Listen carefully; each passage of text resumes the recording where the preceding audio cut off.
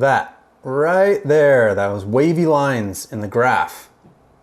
That is what we're gonna be talking about today. That's what we're gonna be trying to figure out by discussing the data logs from my dyno testing video. If you haven't watched that video, check it out up here. We made 406 horsepower and 475 foot-pounds of torque on the Stage 2 OTS E30 map by Boot Mode. Very happy with that. I thought we'd break 400 horsepower and we did. The car feels fantastic. I absolutely love this map. So that issue in the 6,000 RPM mark, actually to be exact, it's the 6,300 RPMs is where it starts to get a little wavy on the graph. The driver said he felt like slight hesitation in the car, and I know what that feels like. I've experienced that on my custom tuning process when the high pressure fuel pump was at its max. So I know what that feels like, and I don't really get up to the 6,300, 6,500 RPM mark, to be honest with you, because I'd be going like over 120 miles an hour, and I'm not trying to go to jail for that. So I don't track this car. I don't autocross this car. This N55 is supposed to be a fun, fast, reliable daily that looks good. And that's the goal for this car. But for me, being a problem solver, I just have to figure out what the issue is. So I went ahead and reviewed the logs when I got home from the dyno, and my fueling was actually looked fantastic. The short-term fuel trims were right where they should be. My high pressure fuel pump actually looked really good. Like it barely dropped any PSI, but we're talking, and we'll see in the logs here, I'm thinking like 150 PSI of difference as far as target high pressure fuel pump and the actual PSI that it was at. So I feel like fueling looked great. So I was a bit puzzled when I sent them over to Pro Tuning Freaks, my logs. They went ahead and said that fueling looks fantastic. It's definitely not that. It could be an ignition issue, which means spark plugs or coil packs. Now, I just changed out the spark plugs on this car, so I know it's not that, which leads me to coil packs, which my coils are only 20,000 miles old. So I was thinking that's a bit premature for coil packs to go out. But again, I'm new to the M55. I knew on my M54, I ran coil packs to like 30, 35,000 miles before changing them out. I think I drive this car harder than I drove my 135i. And I think it's all the data logging that I've done. It's the 2 revisions of a custom tune. We've had E85 in the tank, we've had 93, we've had 91, we've had 91 in E30, 93 in E30. So a bunch of different maps on the car, really trying to dial in and find the best map for this M55. And so maybe at 20,000 miles, the coil packs just start to lose their steam.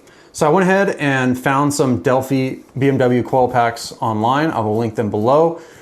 So we went ahead and changed out the coil packs and we did some data logging after that. I didn't feel anything, any hesitations up around the 6,000 RPM mark. That's usually where I shift.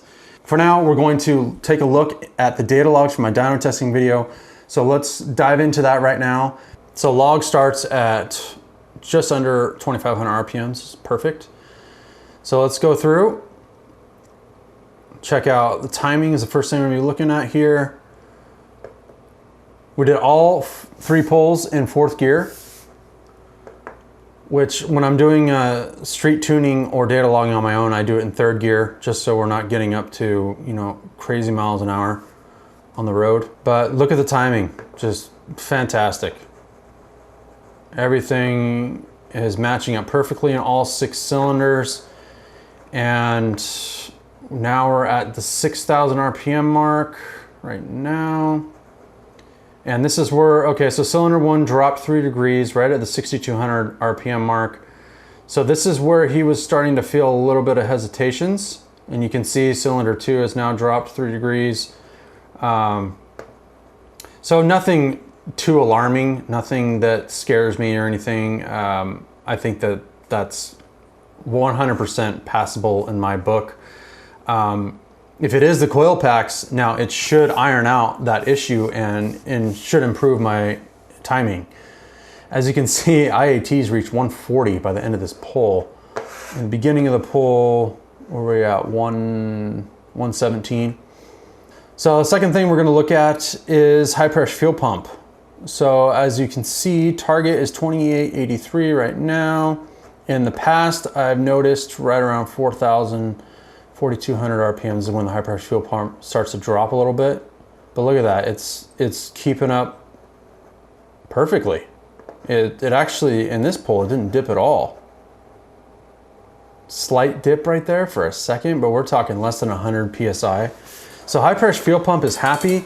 Now, the first thing I did when I got home was I looked at the high pressure fuel pump where the hesitations were taking place, and you can see high pressure fuel pump is putting out more than target. So definitely not that.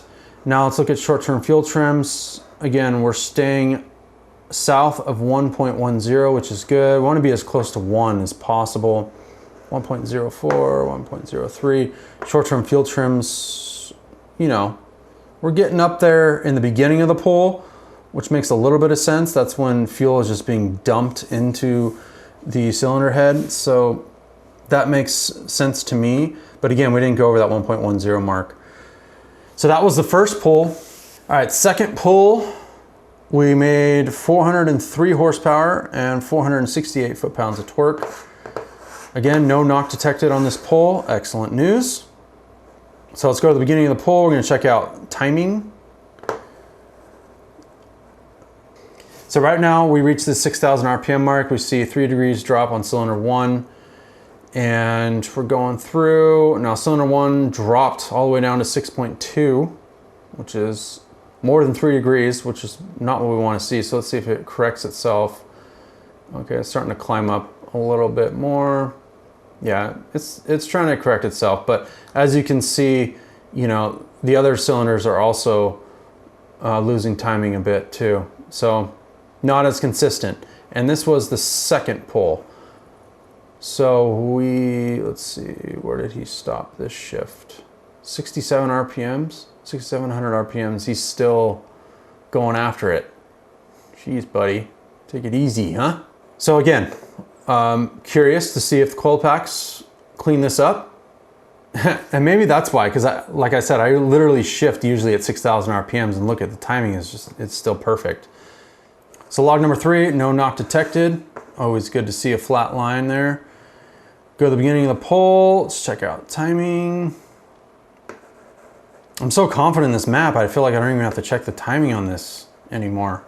I still do though. After every fill up, I always run and make sure I do a data log with that tank of gas, just to make sure I got a good tank of gas and the car is where it should be. So I highly recommend you guys do the same. Data log after you get a fresh tank of gas. This was the third and final pull. Let's see, IATs, I remember it being pretty toasty. It actually dropped down to 88. Why was it so high on the first pull? Maybe because the car was just sitting there and they were calibrating the dyno. So that's probably why. But timing on this one, we dropped 3 degrees on cylinder 1. Cylinder 1 has a tendency to drop timing, which I guess is pretty standard for BMWs. So note to self, if you see cylinder 1 have any sort of deviations, it's pretty common. And he stopped at just under 6,700 RPMs. Let's take a look at high pressure fuel pump in the mid-range. We drop a little bit. This is the most that it's dropped. So we are probably a little over like 225 PSI, give or take, under target. Definitely not worried about that. On my custom tune, it was dropping to like 1,400 PSI and target was like 27 and change. So definitely not worried about that. Boost target 17.1. We hit 18. Yeah, plus or minus boost. That's excellent too.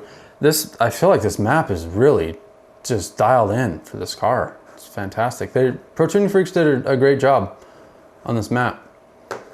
Short-term fuel trims. Let's see, 1.04, 1.03, 1. Yep.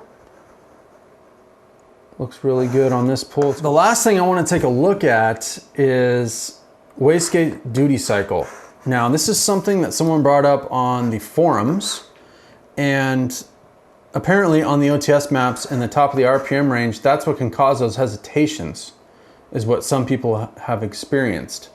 Now, wastegate duty cycle, I need to become a bit more informed about what is ideal and what it should stay at. So let's go to the beginning of the pull. Wastegate's at 99, that makes sense. It's dropping, so it's staying consistent through here. So Wastegate, let's go up into the 6,000 RPM mark. So let's see if it jumps all over the place, and it's already starting to. So we go 92 at the top, 90, 86, 92, 93, 86. Yeah, it's kind of all over the place. So I wonder if that's what that guy was talking about on the forums. Yeah, 86 to 94. I think he might be right. It's all over the place. It hits 97 here and then drops to 89. I think the car is just kind of confused on where it should be at. 98, 92. I probably didn't need to change out my coil packs. It's probably just a Wastegate duty cycle issue, and I don't think I'm going to get another custom tune on this car unless we swap out the high pressure fuel pump. Because at that point, I think it'd be worth it to get a custom tune for E70 or maybe even E50, but we'll see. We'll try to run as much ethanol as we can on the high pressure fuel pump and stock low pressure fuel pump. But I think that will be the custom tune down the line a little bit. Thank you all so much for tuning in. I really appreciate you. Hit that like, give that subscribe button a little tap. Appreciate you. See ya.